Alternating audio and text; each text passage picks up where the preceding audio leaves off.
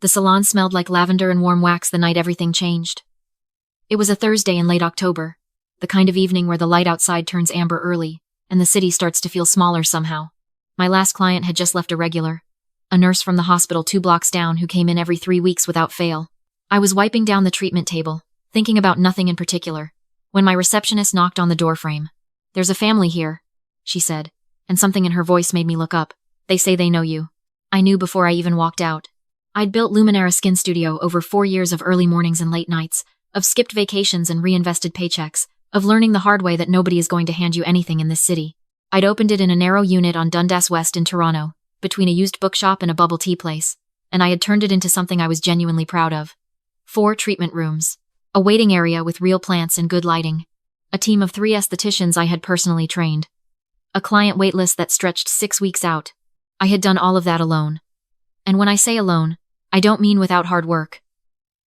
I mean without my family, because 3.5 years before that October evening, my family had made it very clear that they wanted nothing to do with me. To understand what happened that night, you have to understand what happened before it. My older brother had been struggling for years. He had started a landscaping company in his late 20s, with grand ambitions and very little planning. I had watched him borrow money from our parents, then from extended family, then from friends. Every time a new investor came in, he promised a turnaround. Every time, the turnaround didn't come. By the time the business finally collapsed, he owed money in every direction. I was not involved in any of it. I had my own problems. I was finishing my aesthetics certification, working 2 part-time jobs, saving every dollar I could. I wasn't in a position to help anyone financially, and I had been clear about that. That clarity is what started the fracture. My mother called me one evening and told me that the family had decided to take out a line of credit against the house to help my brother pay off his most urgent debts. She said it as though it were a decision that had already been made, and I just needed to be informed. I asked how much. She paused. $140,000. I told her I thought that was a mistake. Not harshly, I said it carefully. The way you say things when you're trying not to start a fight. I told her I was worried about what would happen if the payments fell behind, that the house had been paid off for years and putting it back at risk seemed like a significant gamble. She told me I didn't understand the situation. I told her I understood it fine. That was the beginning of the end. Over the following weeks, I was gradually frozen out. My texts went unanswered. My calls were returned less and less frequently. When I showed up to a family birthday dinner, the conversation stopped when I walked in and picked up again around me in a way that made it obvious I was no longer part of the inner circle. My father barely looked at me. My brother didn't speak to me at all. Then, about 2 months later, I got a letter in the mail from a credit union. It was a notification about a joint line of credit one that had been opened in my name and my father's name together. The balance was $28,000. I had never signed anything. I had never walked into that credit union. I had never agreed to anything. My signature was on the application. It was not my signature. I want to pause here, because this is the part that people find hardest to believe. I have told this story to friends, to colleagues, to my accountant, and every single time I get to this part, people go quiet. Not because they don't believe me, because they do believe me, and that's what makes it so hard to sit with. My own family had forged my name on a loan document. I called my father. He didn't deny it. He said it was a technical matter, that they had needed a cosigner, and I would have refused, so they handled it another way. He said the payments would be made from the house credit and I would never even notice. He said I was being dramatic. I told him I was going to report it. He told me that if I did that, I would be destroying my brother's last chance, and the family would never forgive me.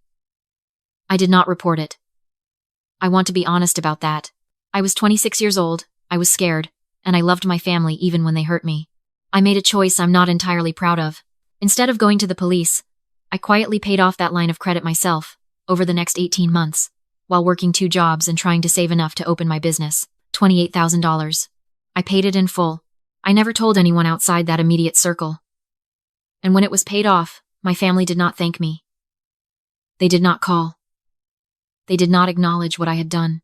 My mother sent a text on my birthday that year, 2 words, "Happy birthday," and that was the last contact I had with any of them for almost 2 years. I stopped trying after that. Not dramatically, not with a confrontation or an ultimatum. I just stopped. I put my energy into the one thing I could control, which was building my business. I signed the lease on the Dundas unit on a cold day in February. I painted the walls myself on weekends.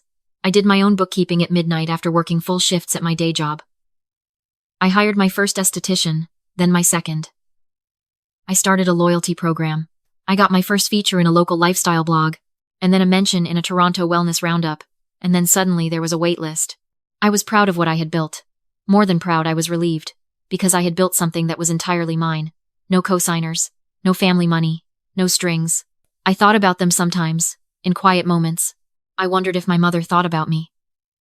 I wondered what my brother's life looked like now. Whether the debts had eventually cleared, or whether they had accumulated into something worse. I didn't reach out.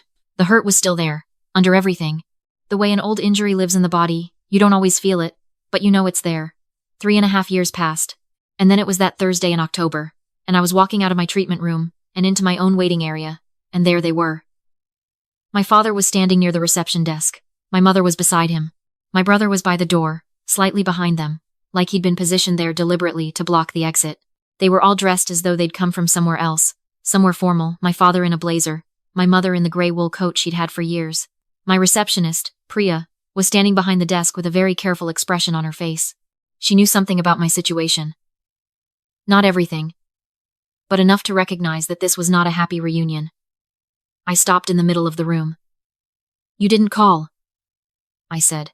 My father said, "We needed to speak with you in person." I looked at Priya and told her she could go.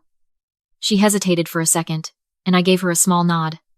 She gathered her things slowly, and I could tell she was trying to give me time to think. The last client of the evening had already left. The street outside the window was dark and wet. When the door closed behind Priya, my father set a folder down on the reception desk.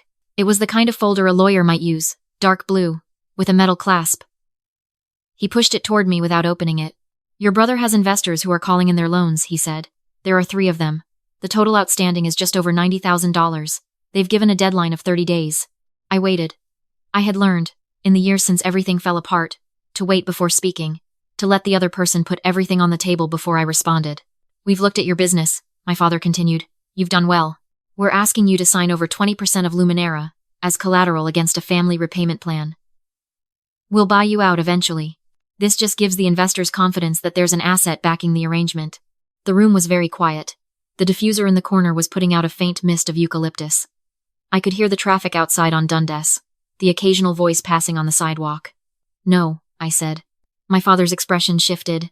Not to anger exactly, something more controlled than that. He opened the folder and slid a single sheet across the desk toward me. I didn't pick it up. "We're not asking you to give anything up permanently," he said. "This is a family situation. Your brother needs help." "My brother has needed help for 15 years, I said. "I've given it." My mother spoke for the first time. "Nora." Just my name. In a tone that was meant to remind me of something of who I was to them, of what family meant, of all the years before the fracture. I looked at her. "I paid $28,000 toward a loan I never agreed to. I paid it quietly, without involving anyone outside this family, and I never received a single acknowledgement. That was the help I gave. That's what I have to offer." My brother shifted near the door. He didn't say anything. He hadn't said anything since I walked in. My father's voice dropped slightly. "If you refuse to cooperate, we'll have to explore other options. We've spoken with someone who can review your lease situation. There may be grounds to approach your landlord about." "Don't," I said. The word came out flat and final. He stopped. "Don't finish that sentence," I said. "Because what you're describing is extortion. I need you to understand that. If you threaten my business, my lease, or my landlord, I will call the police. Not because I want to, but because that's a criminal matter and I will treat it as one." My father stared at me. My mother looked at her hands. My brother was very still by the door. And then I did something I had planned, not in that moment, but weeks earlier, because the truth is that I had known this conversation was coming. Not that exact conversation, not that exact evening, but something like it. Because my brother's investors had started making noise in the spring, and word travels in certain circles, and a friend of a friend had mentioned my name in a context that made me realize I was probably on someone's list of potential solutions. So, I had prepared. I reached under the reception desk and picked up a folder of my own. Plain white, nothing formal. I set it on the desk between us and opened it. "In August," I said, "I was approached by one of the 3 investors your brother owes money to. A man named Gerald, who I actually know slightly through a networking group I belong to. He reached out to ask if I had any information about the situation. We had a conversation. And at the end of that conversation, I made him an offer. My father's eyes dropped to the folder. I purchased Gerald's portion of the debt, I said. $31,000, settled in full, in exchange for an assignment of the debt in my name. The agreement was signed and notarized in September. Gerald is no longer a creditor in this situation. I let that sit for a moment. Which means, I continued, that a portion of the $90,000 your brother owes is owed to me, not to an outside investor, to me, and I have not yet decided what to do with that. The silence in the room was a different kind of silence now. My mother looked up slowly. My father's expression had gone somewhere I couldn't quite read, not anger, not shock, something in between. My brother had moved away from the door. He was looking at the floor. I didn't come here tonight to threaten anyone, I said. I came out of this room because Priya told me my family was here, and I still thought that maybe you'd come to say something different. Maybe you'd come to have a real conversation. I paused. But you brought a folder with a 20% demand, and you mentioned my landlord, and I think that tells me everything I need to know about where we are. My father opened his mouth. I'm not finished, I said. Not loudly, just clearly. He closed it. I want to tell you something, I said. I'm not angry anymore. I was, for a long time. I was angry about the loan, about the signature, about the silence, about the birthday text that had 2 words in it after 18 months of nothing. I was angry for years, and I spent a lot of energy on it. I looked at each of them in turn, my brother, my mother, my father.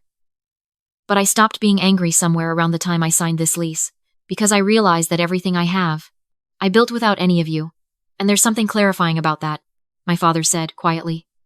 We're family. I know, I said. That's the part that made it hard. I closed my folder. I picked it up. I walked to the door and held it open. I'm going to send a formal notice regarding the debt assignment to whatever lawyer you're working with, I said. That's the appropriate channel. If you want to discuss a repayment arrangement for that portion, you can contact me through my accountant. Her information is on the website. I looked at my brother one more time. He finally looked back. I hope you figure it out, I told him. I genuinely mean that. They left. Not immediately, not gracefully. There was a moment where my father seemed to be deciding whether to say something else, and my mother touched his arm, and eventually they filed out one by one into the wet October night. I stood in the doorway for a moment after they were gone. The street was the usual Thursday quiet. Someone walked past with a dog. A streetcar went by at the end of the block, its lights blurring slightly in the rain. I went back inside. I finished wiping down the treatment table. I watered the pothos on the shelf by the window, the one that had been a small cutting when I first moved in, and was now enormous, and slightly unruly and exactly the way I liked it. Then I sat down at the reception desk and called Priya to let her know everything was fine. She didn't entirely believe me, which was fair, so I told her I'd tell her the rest of the story over coffee on Saturday. After I hung up, I sat there for a while in the quiet of the salon. The diffuser had run out of water and switched itself off. The room smelled faintly of lavender still, and of something clean underneath it, the kind of clean that comes from a space that is cared for. I thought about what my father had said. We're family. I had expected those words, had rehearsed my response to them 100 times in my head, and when they came, they still landed somewhere tender. That was the part I hadn't been able to plan around. You can prepare documents and notarize agreements and know every legal term for what someone has done to you, and the word family will still find the soft place and press on it. But here is what I have learned, slowly and not easily, over the past 4 years. Love and accountability are not opposites. You can love someone and still refuse to absorb the consequences of their choices. You can wish someone well from a very great distance. You can leave a door open without standing in the doorway forever, waiting. I had not destroyed my family tonight. My family had made a series of choices one at a time, over many years, and I had simply stopped pretending those choices hadn't happened. There is a difference between revenge and clarity. Revenge wants the other person to suffer. Clarity just wants the record to be accurate. I turned off the lights in the treatment rooms one by one. I set the alarm. I locked the front door from the outside, the way I did every night, and stood for a moment on the sidewalk on Dundas West with my keys in my hand. The city was doing its usual evening thing all around me. The bookshop next door was dark. The bubble tea place still had a light on in the back. A couple walked past, sharing an umbrella, talking in low voices about something that made one of them laugh. I started walking toward the subway. I didn't look back.